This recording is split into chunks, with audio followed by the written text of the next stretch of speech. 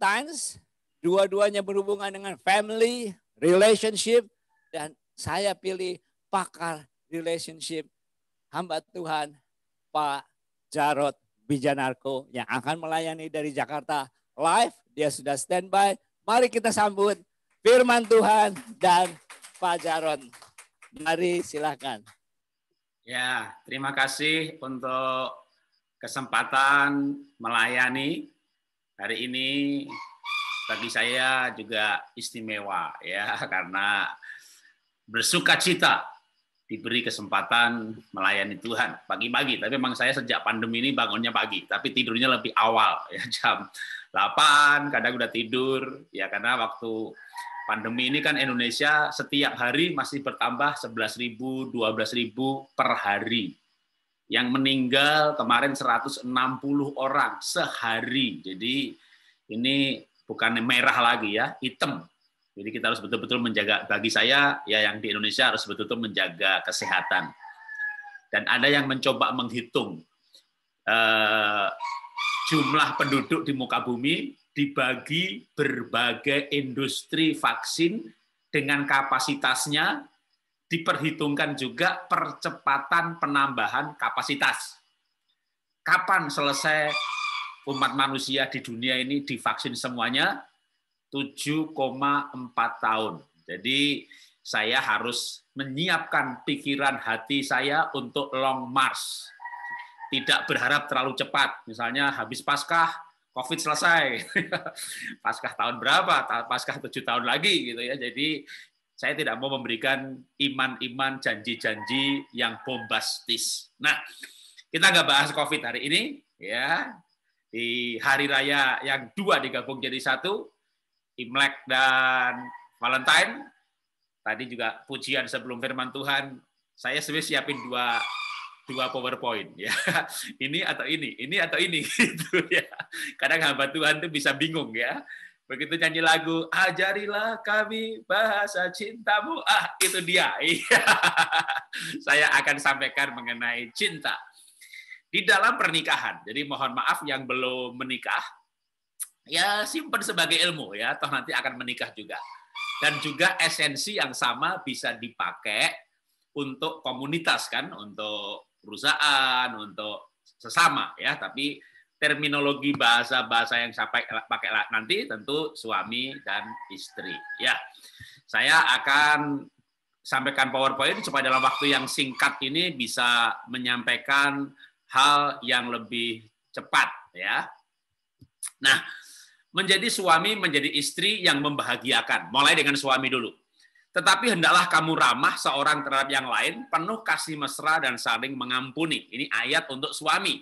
Jadi suami yang membahagiakan istri adalah suami yang penuh cinta. Dan cinta itu diantaranya adalah kasih mesra.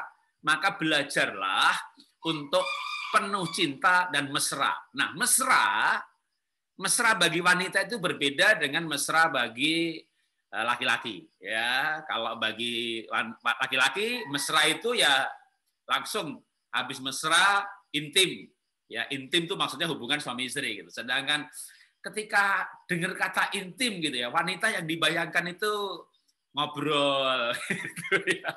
Jadi kalau bapak betul-betul nih mau membahagiakan suami ya, maka berikan angpau boleh ya. Tapi selain itu berikan telinga. Nah, loh ya, berikan telinga untuk istri. Saudara mau dekat dengan sahabat di kantor dan dia wanita, berikan telinga ya untuk mendengarkan. Nah, itulah laki-laki yang penuh cinta.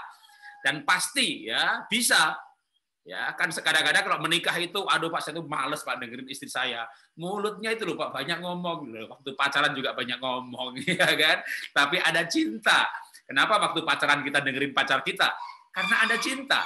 Cinta itu memampukan kita ya untuk mendengar. Jadi bapak-bapak yang nggak mau dengerin istri, bukan saya menghakimi ya. Cintanya kemana Pak? Gitu ya. Jadi berikan telinga Anda ya, itu angpau yang bagus buat istri. Dan sepanjang tahun, bukan cuma Imlek ya. Penuh cinta romantis dalam arti bukan seks ya. Tapi kalau istri lagi galau, pegang tangannya, ajak berdoa. nyebrang tangan digandeng, ya, gandeng tangannya. Apalagi kalau teman saya bilang, apalagi kalau masuk mall ya, waduh, itu harus digandeng ya, digandengnya kenceng-kenceng lagi. Kenapa digandengnya kenceng-kenceng? Biar nggak masuk toko.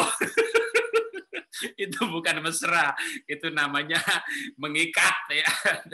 Wah, masuk mall digandeng begitu. Masuk areal yang mahal-mahal ya. Nyebrang jalan malah nggak digandeng. Wah, itu bukan mesra namanya ya. Yang kedua, bagaimana suami membahagiakan istri? Firman Tuhan berkata, bertolong-tolonganlah menanggung bebanmu. Tangan yang lamban membuat miskin, tapi rajin menjadikan kaya. Tolong menolong. Nah, saya yakin ini untuk orang-orang Australia sudah biasa. Tapi untuk orang Asia, nah, atau Asia yang merantau ke Australia, harus segera membiasakan diri. Jadilah suami yang rajin. Apalagi masa pandemi. Saya lewati data ini ya. Kenapa harus rajin? Kan milenial ini suami istri sama-sama cari uang. Suami istri kenapa nggak sama-sama pekerjaan domestik? Pandemi nggak kemana-mana di rumah, suaminya males gitu ya. Piring kotor ya dibiarin, lantai kotor ya dibiarin. Lah, saya kan itu kan kerjaan wanita gitu ya. Mana ayatnya? ya, yang ada ayatnya itu bertolong-tolonglah ada ya. Jadi bapak-bapak yang rendah hati itu bapak-bapak yang mau melakukan pekerjaan domestik ya. Ini yang buat orang-orang Indonesia juga harus ini ya. Pandemi, duitnya sedikit, pembantu di pulang kampung kan untuk menghemat biaya, lalu suaminya malas, waduh, ya itu bikin jengkel ya. Wah, apalagi istri malas.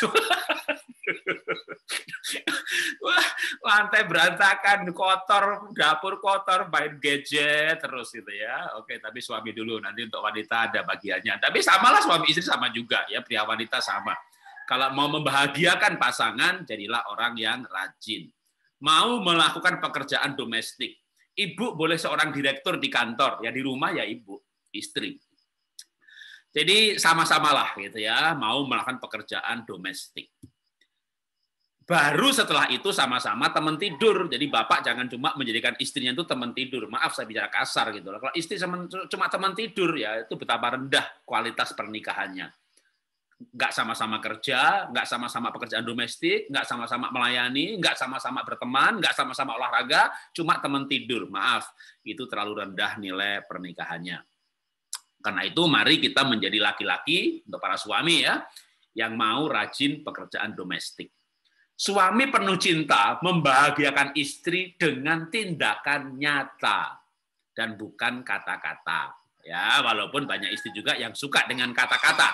Ya, kalau kita bicara bahasa cinta, ada yang bahasa cintanya itu kata-kata pujian. Nah, ini perlu ya, bapak bilang, "Mah, aku tuh sayang kamu, aku tuh bersyukur dapat kamu." Wah, itu wanita yang bahasa cintanya kata-kata senang.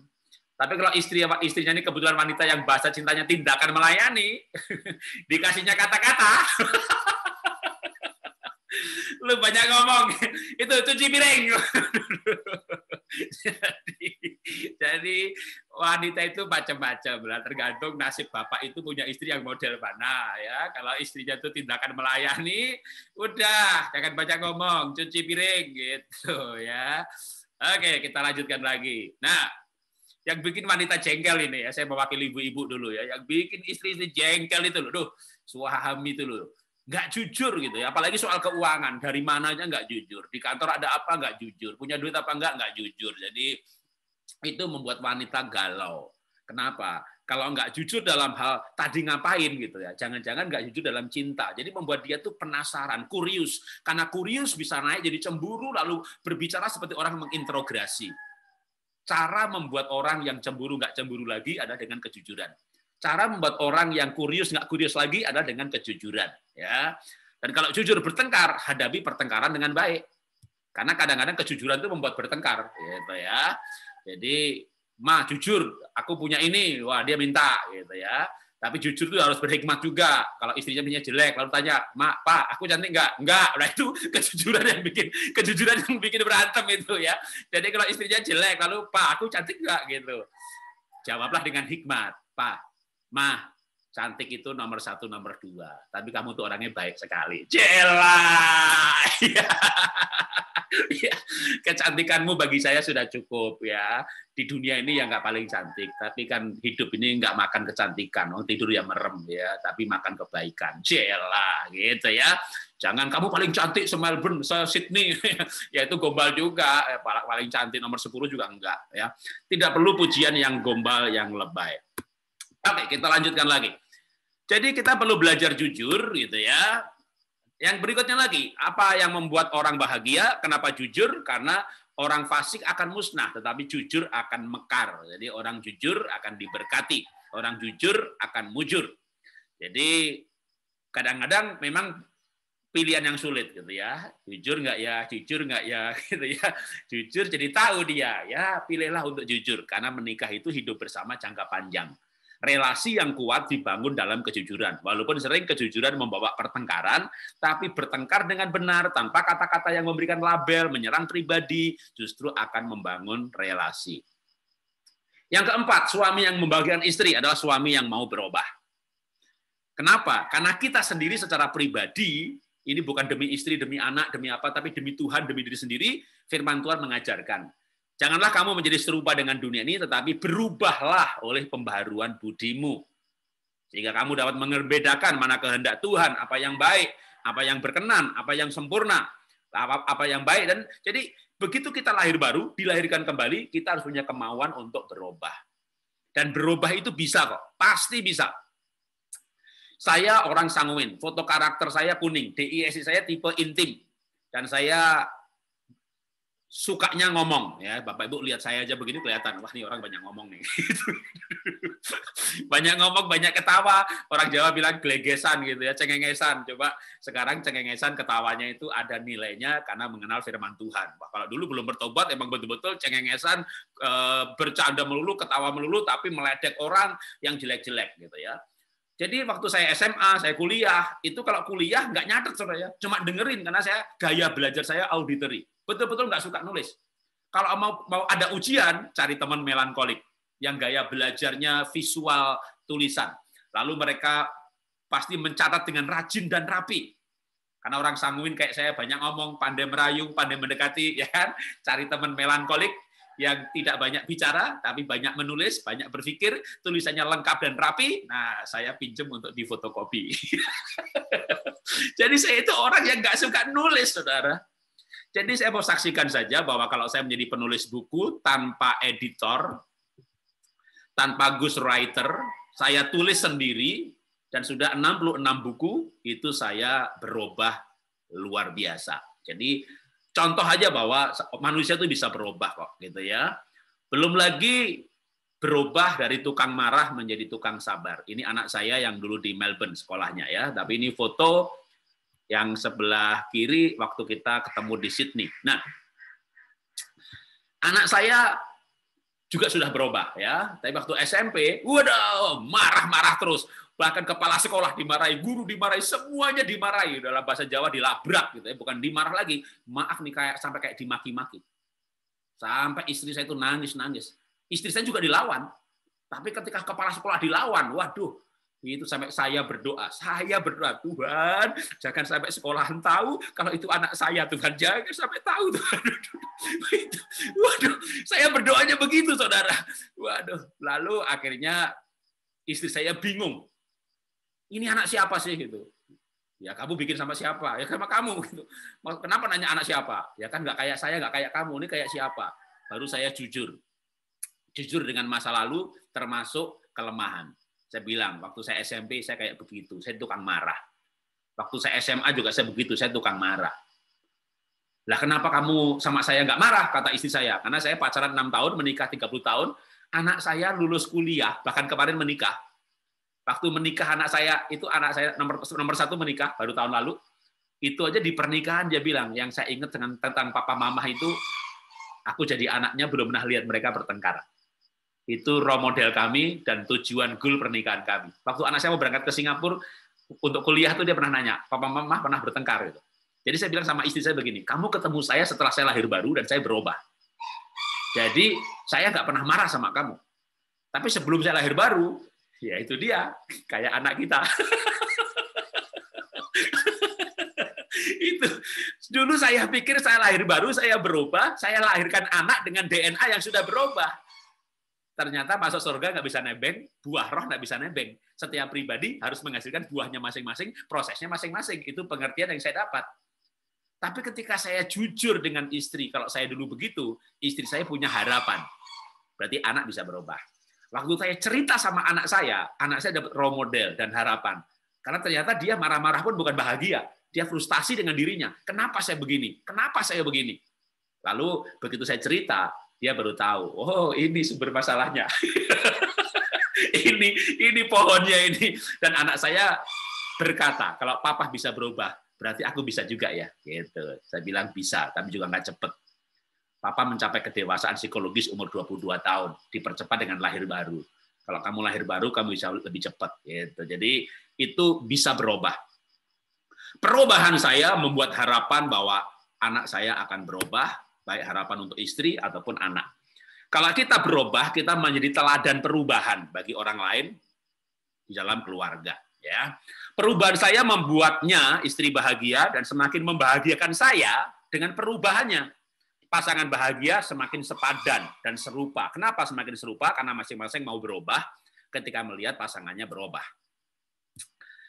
Saya lewati soal keuangan, ya. Nah, sekarang 2 poin aja untuk istri, 2 poin. Apa yang membuat suami bahagia? Gitu ya. Atau dibalik, apa yang membuat suami takut? Gitu. Yang membuat suami takut tuh istri yang galak gitu ya. Makanya dia nggak berani jujur. Apa sih susahnya jujur gitu ya.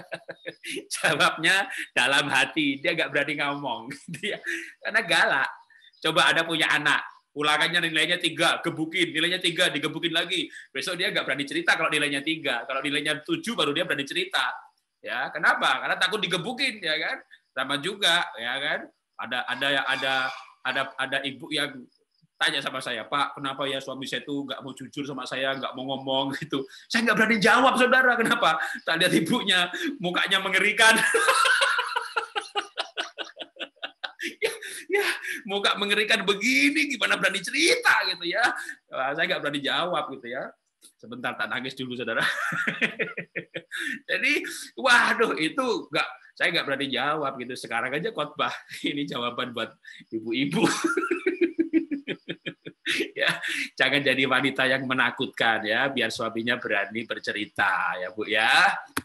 Nah, kenapa nggak berani terbuka? Karena takut. Karena waktu terbuka dimarahi. Waktu terbuka, Ma, aku ngasih uang sama adikku gitu ya. Jangan dimarahi. Dulu saya pernah terus terang juga pernah nggak terbuka ya. Saya pernah nggak jujur. Saya diam-diam ngasih uang ibu saya gitu kan. Lalu istri saya juga memang marah. Marahnya pasti 2 hal ya. Kenapa nggak bilang? Kenapa ngasih? Tapi singkat cerita, istri saya berubah. Jadi ketika saya janji untuk terbuka, lalu saya cerita, saya mau kasih uang ibu 1 juta gitu. Lalu istri saya bilang, tambahilah, kasihan, tambahin 500.000, jadi 1,5. Nah, ketakutan saya hilang karena istri saya tidak marah, bahkan dia usul lebih banyak.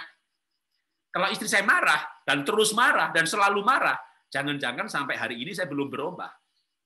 Karena bagi saya menolong ibu harus suatu nasar di hadapan Tuhan, tapi kalau cerita dimarahi. Lalu pilihannya apa dong gitu ya? Pilihannya adalah tidak jujur tapi nggak bohong. Ngasih ibu ya berapa nggak usah tahu. Nah itu kan berarti kan jujur, tapi tidak bercerita berapa. Kalau bercerita marah. Tapi kalau ngasihnya berapa? Cuma 100.000. Padahal 1 juta berarti bohong. Tapi akhirnya saya tidak perlu memilih tidak jujur tapi nggak lengkap gitu ya. Nggak. Akhirnya kita bisa terbuka karena istri saya juga akhirnya berubah untuk mencintai keluarga saya bahkan lebih daripada saya ya. Amsal 31 ayat 20, ia memberikan tangan kepada yang tertindas, mengulur tangannya kepada orang yang miskin. Jadi ia ini betul-betul bukan ayat yang saya comot untuk dipakai ibu ya. Ini ayat memang mengenai wanita loh. Amsal 31 itu kan mengenai istri ya, mengenai wanita ya, wanita bijak. Jadi ini memang ayat mengenai istri yang dipuji-puji suaminya. Yang dipuji-puji suaminya, yaitu mengulurkan tangan kepada orang miskin. Berarti murah hati. Makanya ibu ya, jangan pelit-pelit ya. Kalau soal murah hati sama gereja, sama panti asuhan, sudah banyak ibu-ibu seperti itu. Tapi aneh, ada yang murah hati sama panti asuhan, murah hati sama gereja, tapi pelit sama keluarga suami. Harus dibalik ya. Murah hati dulu dengan internal dulu, keluarga ya, dengan keluarga pasangan. Terutama kalau pasangannya kayak saya. Nah, ini saya waktu lahir ya kan. Ini bapak saya jagai tanahnya orang lain. Maka itu dindingnya bambu, lantainya tanah sampai kamar tidur, ya lantainya tanah, nggak disemen, atapnya daun. Jadi orang tua saya itu menjagai tanahnya orang lain, keluarga miskin. Kalau bapak ibu menikah dengan keluarga miskin, ya resikonya apa? Resikonya ya gerbongnya panjang, ya, gerbong yang untuk dibantu.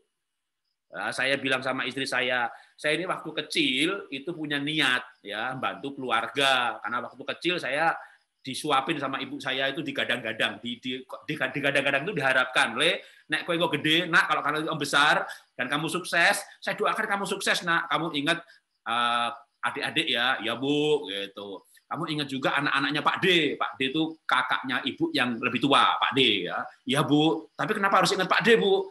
Karena Pak D-mu tuh kere, miskin, nak, kayak kita. Oh ya. Besok disuapin lagi. Kalau sukses, mulia, nak tak dongake, tak doakan betul, nak kamu mulia hidupnya. Kalau mulia ingat anak Pak Le. Nah, Pak Le itu anak ibu yang lebih muda lah. Kenapa Pak Le, Bu? Ya Pak Le-mu ya kere le, padha awake dhewe miskin juga. Oh, Pak D kere, Bude kere, Bule kere, Bude kere. Lah kok kere kabeh, Bu? Kok miskin semua toh, Bu? Ya ibu saya jawab, ya Le. Awake dhewe kere grup le, kita ini kere miskin semuanya gitu. Itu dari kecil diomongin begitu. Jadi dari kecil saya punya passion, punya harapan, bantu keluarga. Nah, menikahlah istri dengan saya. Saya bilang sama istri saya, kamu menikahi keluarga saya juga. Karena kalau menikahi saya, menikahi hati saya, gitu ya. Nah, kalau istri nggak bisa murah hati kepada keluarga saya, dia akan menderita dong. Jadi nggak ada pilihan lain, ya itu konsekuensi dari keputusan.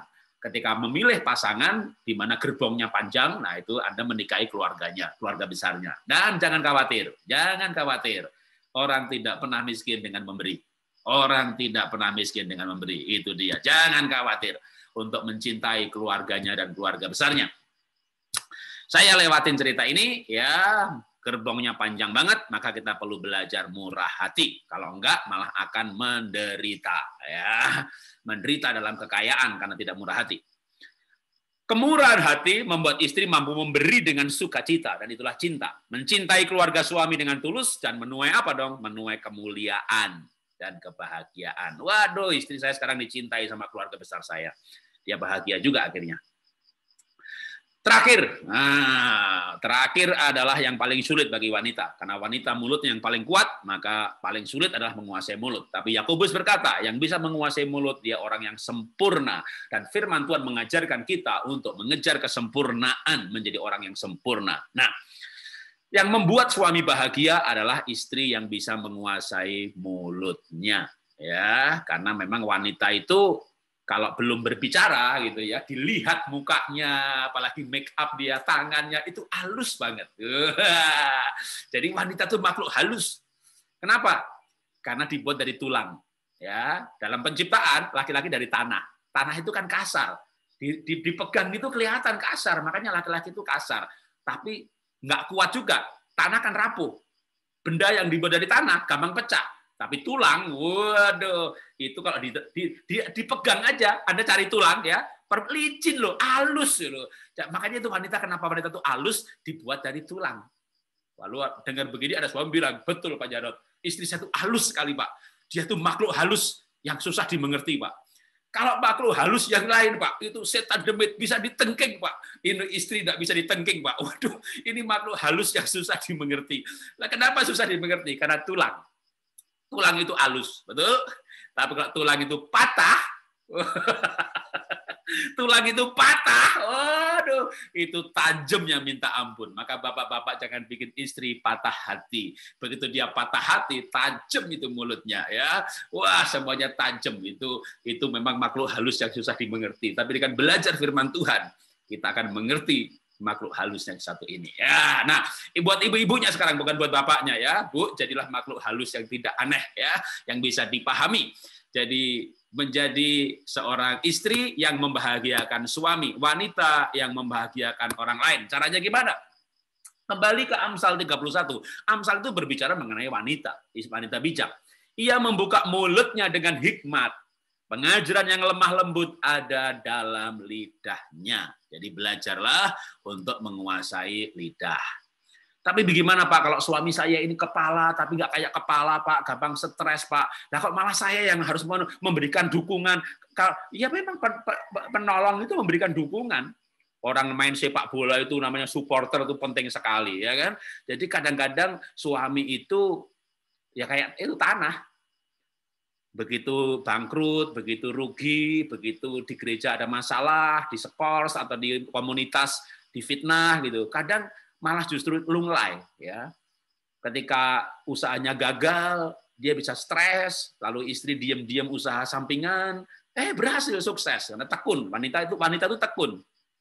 Sedangkan laki-laki kadang nggak tekun. Nah ini perlunya menjadi istri yang berhikmat.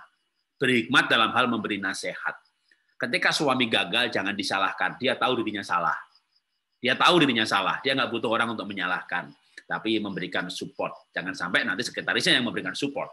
Begitu dia bangkit, dia akan ingat siapa yang mensupport dia. Dan alangkah indahnya yang diingat adalah Anda, pasangannya. Belajarlah untuk memberikan kata-kata manis, kata-kata dorongan, atau kata-kata suportif. Ya, nggak apa-apa kali ini gagal, kan kita belajar banyak. Kita, ya jangan kamu belajar, tapi kita belajar banyak. Melalui kegagalan ini kita belajar, gitu ya. Jangan kamu harus belajar dong, kamu harus belajar dong, kamu harus belajar dong. Jangan, ya itu kata-katanya suportif, tapi nggak positif, gitu ya. Lebih baik kita. Nah, karena dengan berbicara, maka relasi terbentuk. Masalah muncul karena nggak berbicara. Tapi masalah juga bisa muncul karena bicara dengan bahasa yang salah. Karena itu kita perlu belajar berbicara dengan baik. Wanita yang hatinya penuh cinta akan terpancar dari kata-kata penuh makna dan bijaksana. Ya, itulah firman Tuhan hari ini. Mari kita berdoa. Bapak, kami mengucap syukur, kami belajar sebagian dari cinta di bulan cinta ini. Tapi bagi kami bukan bulan cinta, biarlah kami boleh menikmati tahun-tahun cinta. Hidup kami dipenuhi dengan cinta Tuhan. Cinta yang memampukan kami untuk mencintai orang lain dengan cinta yang kami rasakan yang dari Tuhan.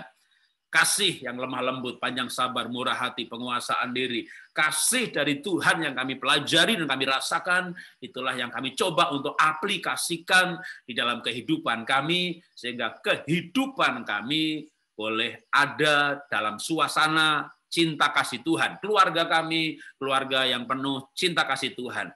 Ada persoalan, ada masalah, ada pergumulan, tapi semuanya akan indah pada waktunya, karena ada kasih Tuhan. Terima kasih Bapak. Dalam nama Tuhan Yesus kami sudah belajar firman-Mu. Haleluya. Amin. Tuhan memberkati.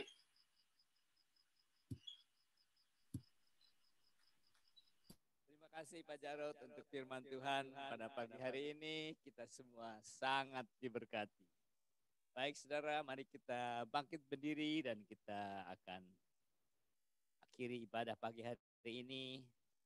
Bapak, kami kembali datang kepadamu Tuhan, khususnya bulan ini yang mengingatkan kami Tuhan, untuk menjaga relasi kasih yang mesra di antara pasangan kami, keluarga kami, gereja kami, lingkungan kami Tuhan. Supaya kasih-Mu benar-benar nyata di dalam hidup kami. Orang boleh berkata ketika melihat kami, melihat hubungan kami, pasangan, dengan keluarga, bahwa ada kasih Allah di tengah-tengah kami. Ada hadirat Allah di tengah-tengah kami. Biar tahun ini Tuhan perbaharui fellowship kami, perbaharui keintiman kami Tuhan. Baik di rumah tangga kami, baik di persekutuan-persekutuan kami, kelompok-kelompok kecil kami, di dalam ministry kami, pelayanan departemen-departemen pelayanan kami Tuhan. Dimanapun kami berada Tuhan, biarlah hadirat Tuhan boleh dirasakan oleh orang-orang di sekitar kami. Melalui fellowship kami Tuhan, Tuhan hadir di tengah-tengah kami. Melalui hubungan suami istri, keluarga Tuhan perbaharui. Terima kasih Bapak untuk tahun 2020 yang kami sudah lalui, biar 2021 kami mulai Tuhan. Dengan mengundang hadirat-Mu di tengah-tengah kami. Lebih lagi Tuhan. Tuhan perbaharui segala pemikiran kami. Cara berpikir kami. Cara kami berinteraksi. Cara kami berbicara. Dan terutama hati kami Tuhan perbaharui. Jemaat Tuhan, mari kita terima berkat Tuhan. Bukan hanya untuk hari ini. Tahun baru Imlek dan Valentine's. Bukan hanya bulan ini. Tapi biarlah untuk sepanjang tahun ini. Tuhan memberkati kita dengan kasih-Nya yang berlimpah-limpah. Tuhan memberkati kita semua. Dan memberikan kasih karunia-Nya kepada kita. Dan memberikan damai, sukacita, sejahtera. Di hati kita masing-masing. Di dalam keluarga kita. Sehingga apapun yang kita lakukan. Baik keluar masuknya. Bangun tidurnya, ada selalu di dalam berkat kasih Tuhan. Sehingga apapun yang kita lakukan, yang berasal dari Tuhan dan kemampuan oleh Tuhan, akan selalu membawa kemuliaan bagi Tuhan. Di dalam nama Yesus, kita sudah berdoa. Haleluya, kita semua yang percaya dan menerimanya, sama-sama berkata, amin, amin. Silakan berfellowship.